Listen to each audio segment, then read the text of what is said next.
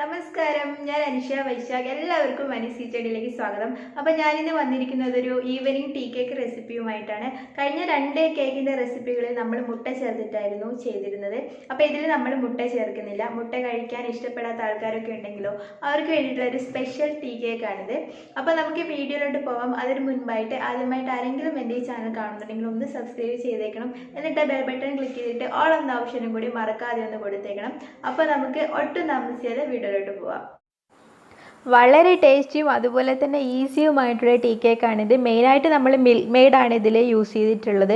അതുപോലെ തന്നെ നമുക്ക് മെഷറിംഗ് കപ്പിൻ്റെ ഒന്നും ആവശ്യമില്ല. നമ്മളൊരു ഗ്ലാസ്സിലാണ് എല്ലാം അളന്നെടുക്കാൻ പോകുന്നത്.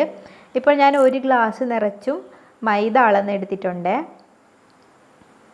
ഇതിലോട്ട് 1 teaspoon baking powder, 1/4 teaspoon baking soda, 1/4 teaspoon ഉപ്പ് ഇത്രയും ചേർത്തിട്ട് നന്നായിട്ടൊന്ന് മിക്സ് ചെയ്തതിന് ശേഷം ഒരു 3 തവണ നമുക്ക് അരിച്ചെടുക്കാം.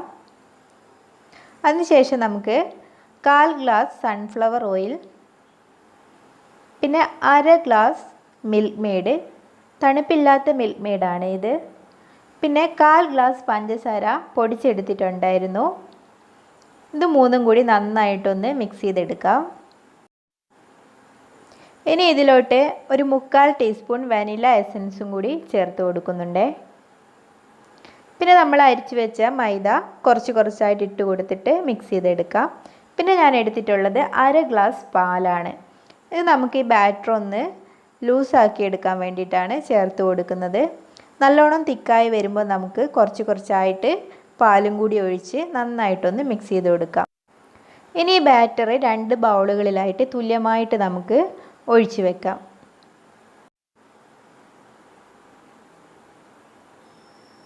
അതിനുശേഷം നമുക്ക് 1 ടേബിൾ സ്പൂൺ കൊക്കോ പൗഡർ ഒരു ബൗളിലോട്ട് ഇട്ടിട്ട് നന്നായിട്ടൊന്ന് മിക്സ് ചെയ്തെടുക്കാം.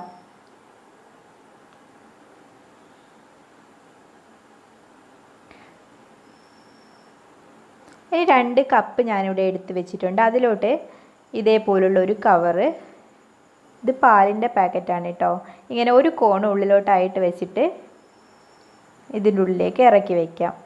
എന്നിട്ട് നമുക്ക് പിന്നെ ഞാൻ ഈ കേക്ക് ടിന് ഒരു പേപ്പർ വെച്ചിട്ട്, നോട്ട്ബുക്കിൻ്റെ പേപ്പറാണ് കേട്ടോ, നന്നായിട്ട് സൺഫ്ലവർ ഓയിൽ പുരട്ടി വെച്ചിട്ടുണ്ട്. പിന്നെ നമ്മൾ നേരത്തെ തയ്യാറാക്കി വെച്ചിട്ടുള്ള ആ കവറിലോട്ട് നമുക്ക് ഓരോ ബാറ്ററും ഒഴിച്ചു കൊടുക്കാം. 2 കവറുകളിലായിട്ട് 2 ബാറ്ററും ഒഴിച്ചു കൊടുത്തിട്ടുണ്ട്. ഒന്നിൽ ചോക്ലേറ്റ് ഒഴിച്ചു കൊടുത്തിട്ടുണ്ട്, ഒന്നിൽ വാനിലയും.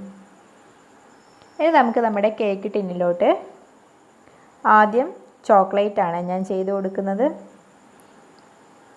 കാരണം ചോക്ലേറ്റിൽ നമ്മൾ കൊക്കോ പൗഡറും കൂടി ചേർത്തത് കൊണ്ട് കുറച്ചുകൂടെ തിക്കായിരിക്കും ബാറ്റർ. അതാണ് ഞാൻ ആദ്യം ചോക്ലേറ്റ് ഒഴിച്ചു കൊടുക്കുന്നത്. ഇത് ശരിക്കും ഇങ്ങനെ ചെയ്യണമെന്നില്ല കേട്ടോ. ഇത് ഞാനൊരു പെർഫെക്ഷന് വേണ്ടിയിട്ട് 2 കവറുകളിലായിട്ട് ഇങ്ങനെ ചെയ്ത് കൊടുക്കുന്നതേ ഉള്ളൂ. നിങ്ങൾക്ക് ഇങ്ങനെ കവറുകളിലായിട്ട് ചെയ്യാതെ തന്നെ നേരിട്ട് ഈ കേക്ക് ടിന്നിലോട്ട് ഒഴിച്ചു കൊടുത്താലും മതി.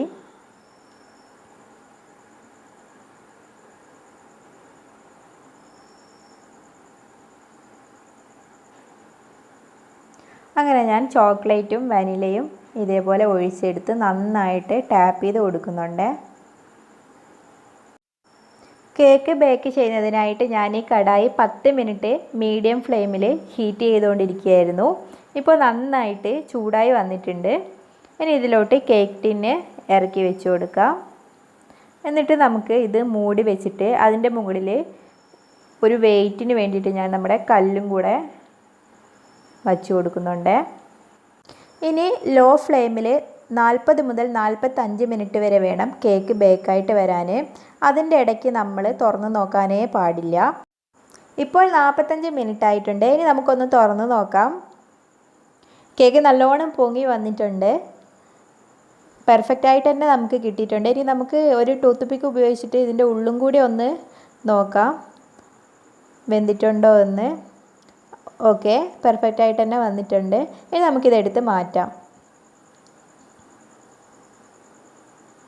ഇപ്പോൾ കേക്ക് നല്ലോണം ചൂടൊക്കെ പോയിട്ടുണ്ട്. ഇനി നമുക്കൊരു പ്ലേറ്റിലോട്ട് മാറ്റാം. ഇനി സൂക്ഷിച്ച് ആ പേപ്പർ നമുക്ക് റിമൂവ് ചെയ്യാം. അടിഭാഗമൊക്കെ നല്ല പെർഫെക്റ്റായിട്ട് തന്നെ വന്നിട്ടുണ്ട് കേട്ടോ.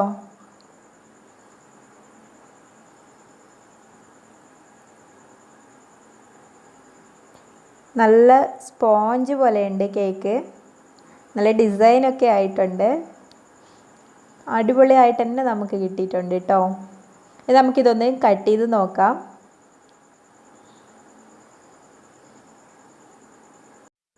എല്ലാവരും ഒന്ന് ട്രൈ ചെയ്ത് നോക്കണം കേട്ടോ. ഇതിൽ നമ്മൾ കൊക്കോ പൗഡറും അല്ലെങ്കിൽ വനില എസൻസ് ഒന്നും ചേർത്തിട്ടില്ലെങ്കിലും കുഴപ്പമില്ല. നമുക്ക് നേരിട്ട് അങ്ങനെ തന്നെ ഒരു വനില കേക്ക് പോലെയായിട്ട് തന്നെ നമുക്ക് ചെയ്തെടുക്കാം. നല്ല സോഫ്റ്റായിട്ട് വന്നിട്ടുണ്ട്. നല്ല സ്പോഞ്ച് പോലെയുണ്ട്. അപ്പോൾ നമ്മളെ ഇന്നത്തെ ഈ വീഡിയോ ഇവിടെ കഴിയുകയാണ്. നിങ്ങൾക്ക് ഈ വീഡിയോ ഇഷ്ടപ്പെട്ട് കാണുമെന്ന് ഞാൻ പ്രതീക്ഷിക്കുന്നു. നമുക്ക് വീണ്ടും കാണാം മറ്റൊരു വീഡിയോയുമായിട്ട്. Thank you.